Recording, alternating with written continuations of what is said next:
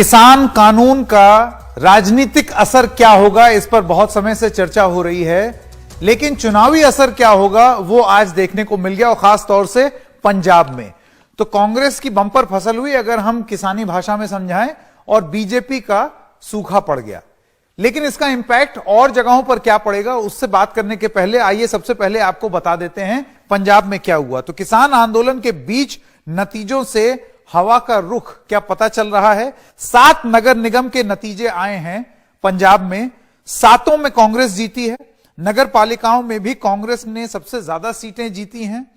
अकाली दल दूसरे नंबर पर है, लेकिन कांग्रेस से बहुत पीछे, मतलब 1 और 2 के बीच में बहुत जबरदस्त फासला है नगर इकाई चुनाव में पंजाब में। इस चुनाव में बीजेपी का सुपड़ा साफ हो गया है, यह चीज तो साफ है, जो हमने आंकड़ों में देखा एकदम नील बटे सन्नाटा है अगर आप दोनों चीजें देखें तो। गुरदासपुर में बीजेपी का खाता नहीं खुला। गुरदासपुर से, और आपको यह बता दें क्यों जरूरी है, सनी डियोल बीजेपी के सांसद हैं। अबोहर में बीजेपी का खाता नहीं खुला है। होशियारपुर, जो कि पूर्व मंत्री तीक्ष्ण सूद की पत्नी हैं, वो वहां से हारी हैं। तीक्ष्ण सूद के घर के बाहर गोबर फेंका गया था, अगर आपको याद हो, कुछ दिनों पहले। बठिंडा में 50 साल के बाद कांग्रेस का मेयर बनाया, और यह बहुत बड़ी उपलब्धि कांग्रेस अपनी मान रही है, क्योंकि बठिंडा जो है वो अकाली दल की हरसिमरत कौर बादल वहां से सांसद है। अकालियों का गढ़ माना जाता है, तो गढ़ के अंदर कांग्रेस बठिंडा में पहुंची। बीजेपी की तरह आम आदमी पार्टी का भी बहुत खराब प्रदर्शन रहा है, यह भी आपको बता देना बहुत जरूरी है, और अबोहर में आम आदमी पार्टी भी खाता नहीं खोल पाई। अब आपको बात बताते हैं, ये तो पंजाब की हुई, जहां के हमने आपको स्थिति बता दी। जाट वोट छिटकने की क्या चिंता हो रही है भारतीय जनता पार्टी को। पंजाब तो कुछ लोग कह लें फोरगॉन कंक्लूजन था और ये सब, और अभी तो चुनाव आगे आएगा। यूपी में क्या होगा, क्योंकि वेस्टर्न यूपी में भी बड़ा अनरेस्ट है, तो वहां के लिए बीजेपी अभी से ही चिंतित है, साल भर पहले से ही। राकेश टिकैत के आंसुओं से जाट गुस्से में है, ऐसा आकलन है, राजनीतिक आकलन है। एक के बाद एक महापंचायतें हो रही हैं, जिसमें संख्या बल इतना ज्यादा है कि वो किसी को भी चिंतित कर सकता है। आप जानते हैं कि कांग्रेस, आरएलडी सब अपनी अपनी भी महापंचायत कर रही हैं। बीजेपी को सियासी नुकसान का खतरा दिखा और लगा। इसके चलते संजीव बालियान के घर जाट नेताओं की आज बैठक हुई। जाटों की नाराजगी दूर करने की रणनीति पर चर्चा हुई है आज। मंगलवार रात गृह मंत्री अमित शाह के साथ भी बैठक हुई थी, अगर आपको याद हो, बीजेपी मुख्यालय पर। पश्चिमी यूपी में 40 सीटों पर जाट वोट बहुत अहम है, और वो जो पूरा इलाका है उसका इंफ्लुएंस सिर्फ जाटों का ही नहीं, उस पूरे वेस्टर्न यूपी बेल्ट में करीब करीब 100 सीटें ऐसी हैं जो कि आपको जीत और हार का फासला तय कर सकती हैं, और 40 पर तो सीधा सीधा जाट इंफ्लुएंस है, तो वो बीजेपी नहीं छोड़ना चाहती। यूपी में अगले साल विधानसभा के चुनाव होने, जैसे कि आप जानते हैं, यूपी और पंजाब में दोनों में एक साथ होंगे फरवरी 2022 में। हरियाणा में जेजेपी पर सरकार से बाहर आने का दबाव है, लेकिन अभी भी वो सरकार के साथ बने हुए हैं। तो राजनीतिक समीकरण और उससे ज्यादा बड़ी बातें चुनावी समीकरण अब देखने मिल रहे हैं।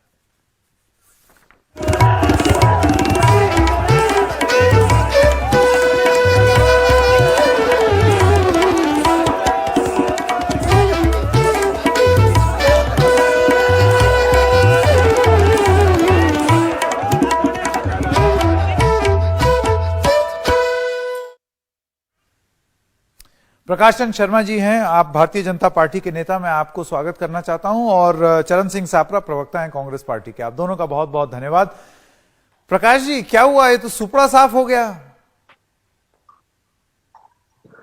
संकेत जी, तुम इतना जो मुस्कुरा रहे हो, क्या गम है जो तुम छुपा रहे हो। देखिए, देखने वाली बात है, आपने सिक्के का एक पहलू रखा, दूसरा पहलू मैं आपके सामने रखना चाहता हूं।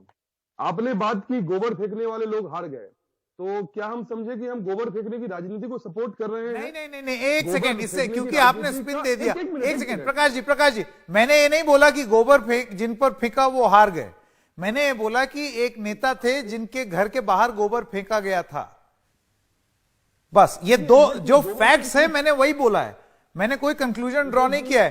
कहीं आप ये बिल मेरे नाम पे फाड़ दें। हाँ। नहीं, आपके बिल के नाम पे कोई फाड़ नहीं, आपने फैक्ट।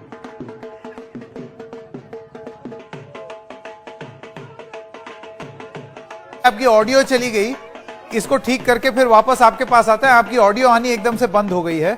चरण सिंह सापरा जी, मैं आपके पास आना चाहता हूं। ठीक है, कांग्रेस ने शानदार प्रदर्शन दिखाया है, पर क्या आप मानते हैं कि यह प्रदर्शन पूरी तरीके से जो किसान कानून है, कृषि कानून है, उसका नतीजा है? देखिए, बिल्कुल जिस तरह से नतीजे आए हैं, ये दिख रहा है कि पंजाब में पंजा और कमल और झाड़ू जो है वो कूड़ेदान में चला गया है। ये एक रेफरेंडम है कि जो सरकार में काम करेगा उसी को वोट मिलेगा, और clear referendum BJP, Akali Dal और आम आदमी पार्टी के विरुद्ध में ये आया है।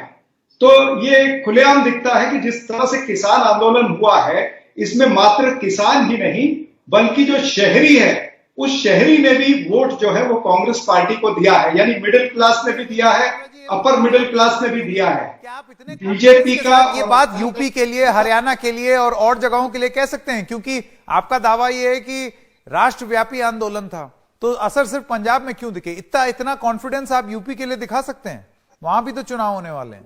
बिल्कुल दिखा सकते हैं। देखिए, पंजाब के जो नतीजे आए हैं, ये दिखा रहे हैं कि नरेंद्र मोदी गरीब विरोधी, नरेंद्र मोदी किसान विरोधी, नरेंद्र मोदी मजदूर विरोधी, ये एक वर्डिक्ट पंजाब से आया है।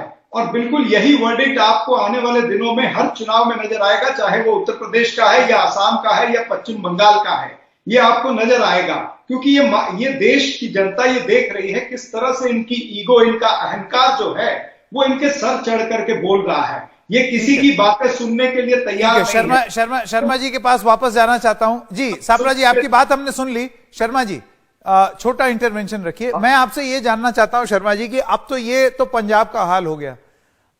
हमने देखा कि कल शाम से लेकर के आज सुबह तक पश्चिमी यूपी को लेकर के बड़ी भारी मीटिंग हो रही है बीजेपी में, बीजेपी कार्यालय में हुई, उसके बाद आज संजीव बालियान के घर में हुई। क्या समझे हम ये? संकेत जी, एक मिनट में पंजाब को कंक्लूड कर लो प्लीज। हाँ, बताइए। जहां तक देखिए, ये दो तीन बातें हैं कि पंजाब में जिस लेवल की हिंसा हुई है, जिस लेवल में सरकारी तंत्र ने इनको किया है, और कांग्रेस जो बहुत ज्यादा इस पे इतरा रही है, उनका हक भी है, उनको मैं सापरा साहब को धन्यवाद दूंगा। लेकिन देखने वाली बात है कि ना नामांकन भरने नहीं देना, आड़तियों के पीछे चुनाव लड़ना, और जो तमाम वहां पे चीजें हुई हैं। और एक बहुत बड़ा फैक्टर जो मैं बताऊंगा, एक आपको मैं दे रहा हूं कि जो लेफ्ट बैक्ड इंडिपेंडेंट जीते हैं, 13 में से 12 सीट जीते हैं जोगा टाउन में। तो ये जो इमर्ज हुआ है नया कॉम्बिनेशन, ठीक है, हम अकालियों के अलग लड़े हैं, परिणाम हमारे सामने है, बट ऐसा नहीं है। टोटल अगर मैं कॉर्पोरेशन की बात करूं, जहां 271 कांग्रेस ने जीती है, अकाली दल ने 33 जीती है, बीजेपी ने 20 सीटें रिजर्व की हैं। तो अकेले लड़ने के बाद भी परफॉर्मेंस हुआ है, हमने बहुत अच्छी परफॉर्मेंस की है पठानकोट पे। तो यह कहना कि सुपरा साफ हुआ है मोदी जी के, उसका है। देखिए, आप चीजों को छुपा सकते हैं पर्दों के नीचे, लेकिन चर्चा से नहीं बच सकते। अब जहां तक बात आप कर रहे हैं जाट वोट बैंक की या जाट की, देखिए बीजेपी काम करती है नीति और निष्ठा पे। हमारे घोषणा पत्र में जो चीजें लिखी हुई हैं, जो हमने पब्लिक से वादा किया है, पूरे देश में एक माहौल के हिसाब से हम लगातार काम कर रहे हैं। हम नियति पे काम नहीं कर रहे हैं। संजीव बालियान जी के यहाँ बैठक होना, बैठक हमारे यहाँ सतत प्रक्रिया है, कांग्रेस नहीं है। शर्मा जी, ये मामूली बैठक नहीं थी। कल बीजेपी मुख्यालय में बैठक हुई, इसके बाद आज संजीव बालियान जी जो है उन्होंने एक छोटी बैठक की। पश्चिमी उत्तर प्रदेश से बहुत सारे खाप के नेता वहां पर आए, एक मूड जानने की कोशिश। आप मान क्यों नहीं लेते हैं कि हाँ एक रिजेंटमेंट है? तो आप कहीं चले जाइए तो आपको पता चलेगा कि जिस तरीके से महापंचायत हो रही हैं, एक किसानों में एक रोष है, वो दिखता है। वरना क्यों आएंगे ऐसे लाखों लाख महापंचायत में? और ये कोई पार्टी की महापंचायत तो है नहीं, किसानों की महापंचायत। एग्जैक्टली। देखिए संकेत जी, समझने की बात है, मैं फिर आपसे दोहराना चाहूंगा। देखिए, मैं पिछले 3 दिनों में कम से कम काफी बड़े इलाके में पश्चिम उत्तर प्रदेश में घूम के आया हूं। तो स्थिति पता है, कंफ्यूजन है, और बीजेपी हमेशा संवाद का काम करती है, उसके लिए बैठ के हमारी नियमित प्रक्रिया है। आपकी अंडरस्टैंडिंग क्या है, बता दीजिए। आप घूम के आए, मैं ये जानना चाहता हूं, ये इंटरेस्टिंग होगा। देखिए, दोनों तरह के हैं, लोगों में कुछ में कंफ्यूजन है और बड़ी संख्या में लोग सपोर्ट में हैं। अगर सपोर्ट में नहीं होते, वो अपनी फसलों में लगे हुए हैं, वो अपना काम कर रहे हैं। उनका मानना है कुछ बड़े नेता है, विरोध में है, वो पंचायतों में जा भी रहे हैं, सुन भी रहे हैं। इसका मतलब वोट से हम कहीं ना उसको आके, उसमें काफी बड़ी संख्या में लोग इसको सपोर्ट भी कर रहे हैं। आपका कहना है कि ये बड़ा, आपने बहुत ही समझदारी और सूझबूझ से, शर्मा जी जैसे आपकी आदत है, आपने एक शब्द का प्रयोग किया। आपने कहा रोष शब्द का इस्तेमाल नहीं, आपने कहा कंफ्यूजन है। कंफ्यूजन में क्या है? आप एक विंडो अपने लिए क्रिएट कर रहे हैं कि कंफ्यूजन दूर कर सकते हैं। क्या उसका प्रयास कर रहे हैं? संवाद के माध्यम से ही दूर होगा। देखिए कई पॉइंट्स है, जैसे सापरा साहब ने कहा, पंजाब में कहा, पंजाब की रिक्वायरमेंट अलग है, उत्तर प्रदेश में गन्ना किसानों को पश्चिम उत्तर प्रदेश में अलग है, बुंदेलखंड में अलग है। यहां कंप्रिहेंसिव हम बात कर रहे हैं नेशन में, जहां प्रधानमंत्री जी संसद के पटल से कहते हैं कि पवित्र आंदोलन है, लेकिन आंदोलन की आड़ में राजनीति करना जो कांग्रेस अभी कर रही है, जिसमें उन्होंने कुछ सफलता भी पाई है, आंदोलन के नाम पर राजनीति का आरोप आपके ऊपर। बीजेपी के प्रवक्ता के उत्तरों से यह लगता है कि खिसियानी बिल्ली खंबा नोचे, नाच न आए आंगन टेढ़ा। अब ये इस तरह के बहाने ढूंढते हैं। इनको ये याद रखना चाहिए कि कम से कम 7 महानगर पालिका और नगर पालिकाओं में इनको 0 मिला है, और एक भी जगह में पूरे पंजाब के अंदर ये डबल डिजिट में नहीं आए हैं। वही हाल जो है वो अकाली दल का भी हुआ, क्योंकि अकाली दल ऑर्डिनेंस जब आया था तब अकाली दल इनके साथ में थी, जब पार्लियामेंट में आया तो अकाली दल इनसे अलग हुई है। तो पंजाब की जनता ने यह देखा है कि अकाली दल की नौटंकी, और उसी तरह से आम आदमी पार्टी जो है उनकी जो नौटंकी केजरीवाल की चली है, वो भी पंजाब की जनता को रास नहीं आई है। तो जो पंजाब में हुआ है वही उत्तर प्रदेश में दोहराया जाएगा, वही आने वाले अन्य राज्यों में दोहराया जाएगा। आप लोग कहते थे कांग्रेस मुक्त भारत, लेकिन बीजेपी मुक्त पंजाब, ये पंजाब की जनता ने आपको दिखा दिया है। अब देखिए इतना ओवर कॉन्फिडेंस भी ठीक इसलिए नहीं है क्योंकि अभी पता चल जाएगा। फरवरी 2022 में दोबारा चुनाव होने, उसमें कौन कितना पानी में है वो पता चल जाएगा। लेकिन पश्चिमी यूपी में और जगह जहां पर चुनाव होने वाले हैं, उसको रेफरेंडम की तरह देखा जाए या सिर्फ पंजाब के इस नतीजे को देखा जाए, या रेफरेंडम की तरह देखा जाना भी चाहिए या नहीं। क्योंकि एक तर्क यह भी होता है कि जो लोकल बॉडी चुनाव होते हैं उसमें एकदम काया पलट नहीं होती। अक्सर एक ट्रेंड देखा गया है कि जो स्टेट में जिसकी सरकार है अमूमन उसी के लोकल बॉडी इलेक्शंस में कैंडिडेट्स जीतते हैं। ऐसा कन्वेंशनल विजडम है, यह जरूरी नहीं है कि हर समय सही हो। लेकिन प्रकाश चंद शर्मा जी और चरण सिंह सापरा, आप दोनों का बहुत बहुत धन्यवाद। एक छोटे से ब्रेक के लिए रुक रहे हैं, अभी हाजिर होते हैं।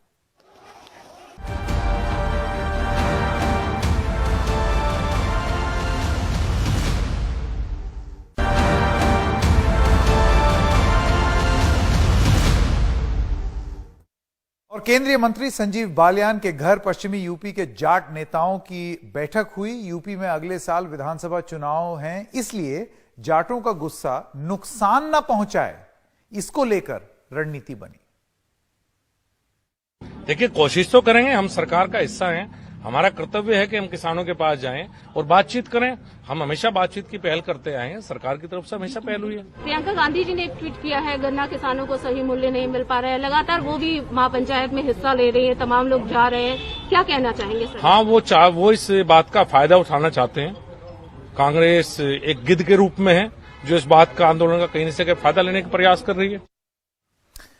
और इतना ही समय था खबरों की खबर में।